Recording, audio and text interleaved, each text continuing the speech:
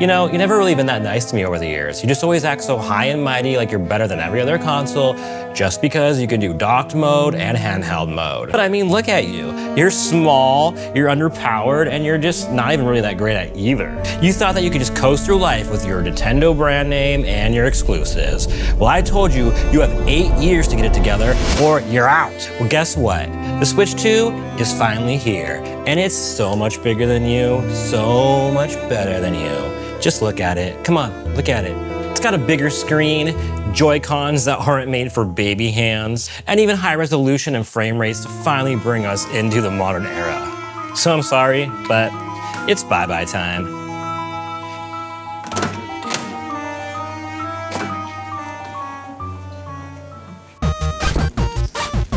All right, guys, now that we got rid of the pesky Switch 1, we can finally enjoy the Switch 2. But did I make a mistake? Because I'm starting to realize that as the new electronic smell fades away, and I do love that smell. I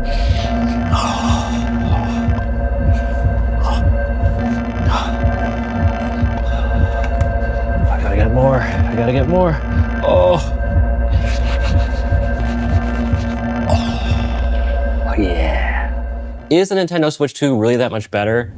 Look, if you are looking for a review that unconditionally praises the Switch, this is not gonna be it. I love you, Switch. You're the greatest thing that ever happened to video games. But this will be what I feel is a realistic interpretation of the good, the bad, and the annoying. I've been a fan of Nintendo games since getting my first console, the Super Nintendo, at 6 years old. But the original Switch, it just always felt to me like a console that was good for kids or to play with a group of friends, where it just really didn't matter the quality of the graphics or the controllers. The jankiness of it was almost part of its charm. Blaming losing on being the one stuck with the Joy-Con. Oh, second place. Dang it, I hate this thing.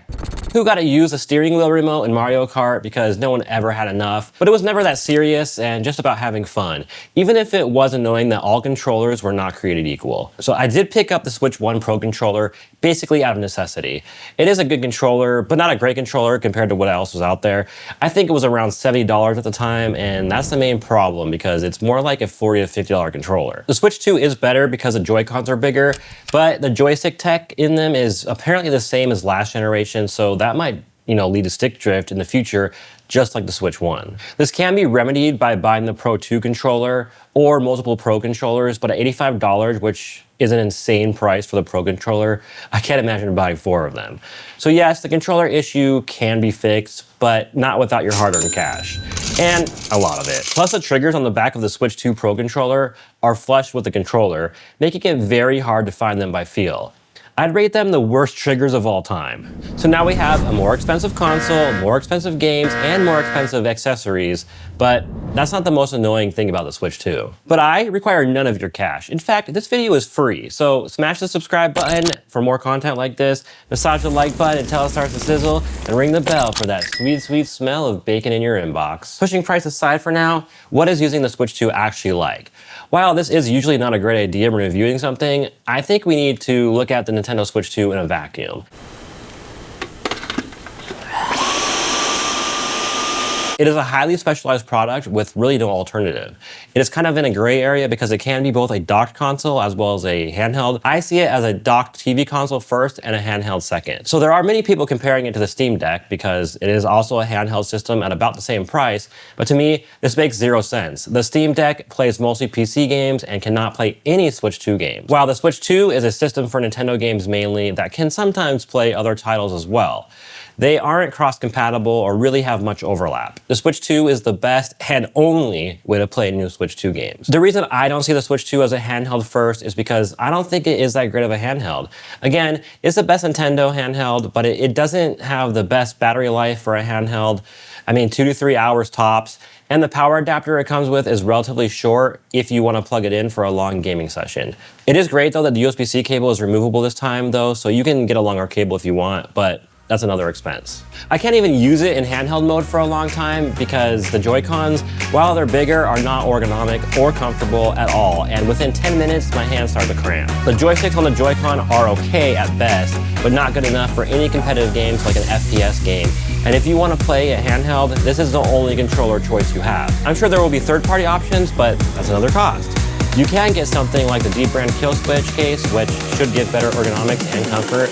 But again, that's another cost, and I think we've got a theme here. But that still isn't the most annoying thing about the Nintendo Switch 2. The screen has been updated, and it does look pretty good, but do not forget that they have had 8 years to make the Switch 2. The original Switch, which was $299, and the Switch 1 OLED is $350. So for $150 more, we have a bigger screen, but it's still LCD. It's a pretty good LCD, but that doesn't mean that much in a world where OLEDs are getting brighter and cheaper. The colors are better and it's brighter with HDR, but the blacks are not that inky black and superior contrast you get with OLEDs. And the viewing angles are just okay. Even just holding the Switch 2 at a slight angle while relaxing has a significant cost of contrast and saturation. We can easily extrapolate that Nintendo will release an OLED version later on, so I mean, how much is that gonna cost? This should have either been OLED or this could have been priced closer to $299, and the OLED could be $350 to $450.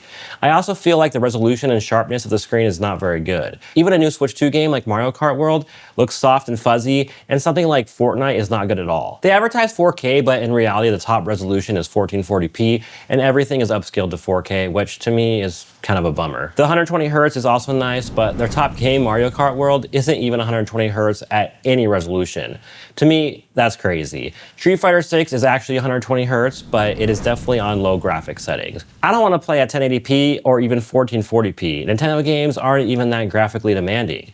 And even if I was okay with 1440p upscaled, a lot of TVs don't support 1440p settings, so for higher refresh rates, it's gonna be 1080p, and then potentially upscaled. And to me, who is primarily a PC player, it looks more like low to medium at best graphic settings. It might not bother that many people, and I may be nitpicking, but that's kind of my job. It's the fact that it is expensive, and they had so long to make this new version.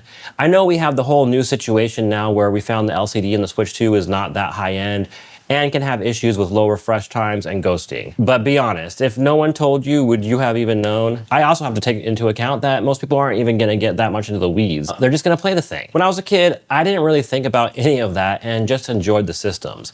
So it is up to you if any of this bothers you. I also don't think that the speakers are very good.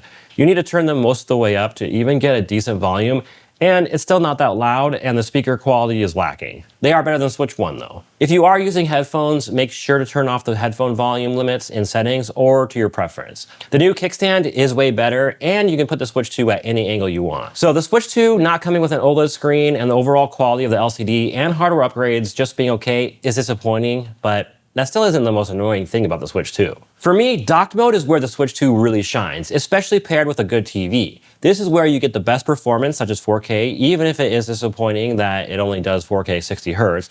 Maybe as the console and platform mature in the future, we will get some 4K 120 Hz games, but as now, we don't know. I personally see the Switch and the Switch 2, or really any Nintendo gaming system, as a casual experience that you enjoy with your friends, kids, or family. I mean, this is where we have the most fun, and when you ignore price and forget about looking at every little detail, the Switch 2 is fun. I've never really spent the time to get good at Mario Kart game, but Mario Kart World has been a blast. I mean, at least the Switch 2 feels like a current gen console on release.